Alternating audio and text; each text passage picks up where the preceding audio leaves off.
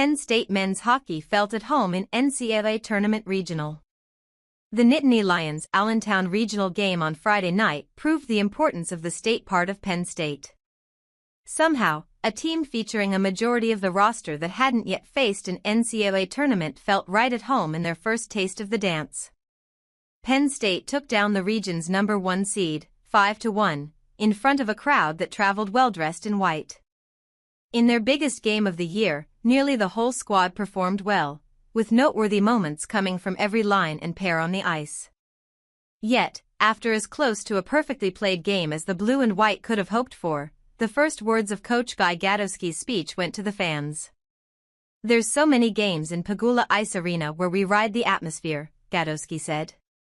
"We had a big chunk of it come here to Allentown, unbelievable support."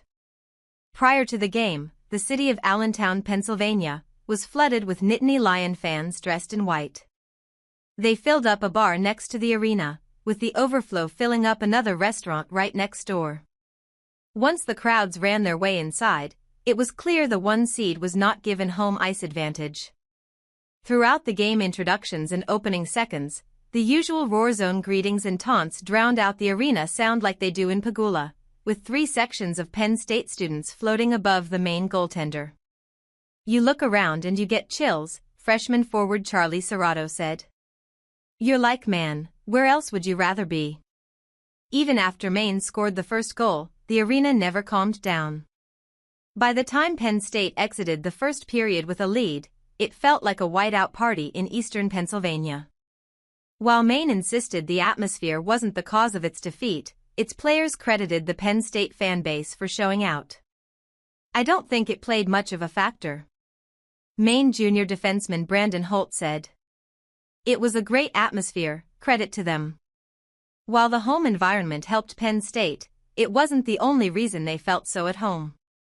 The leadership group, including seniors who had previously played in an Allentown regional, ensured the underclassmen were ready for the moment. After losing their last tournament game in Allentown 2 years ago, the group was excited to lead a new team to the playoffs. For Serrato, Dylan Lugris was the man to lean upon heading into the game. Lugris experienced being an underclassman entering his first tournament 2 years ago, and relayed the mindset needed to calm the freshmen before the opening face-off. "I was like, man, I'm so nervous for the game, and just having him there to calm me down a bit, a guy who's been through it, is massive," Serrato said.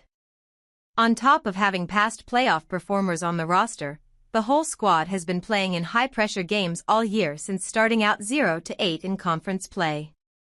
With a majority of games essentially being elimination games for the Nittany Lions, they were no strangers to having their backs against the wall. "We haven't been comfortable at all throughout the last 18 games, forward Matt DiMarisco said. "It almost feels like every game has been a playoff game since January."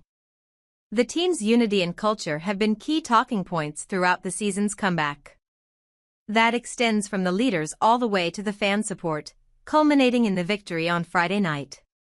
"We're all just grateful for the opportunity to be here," Jimmy Dowd Jr. said.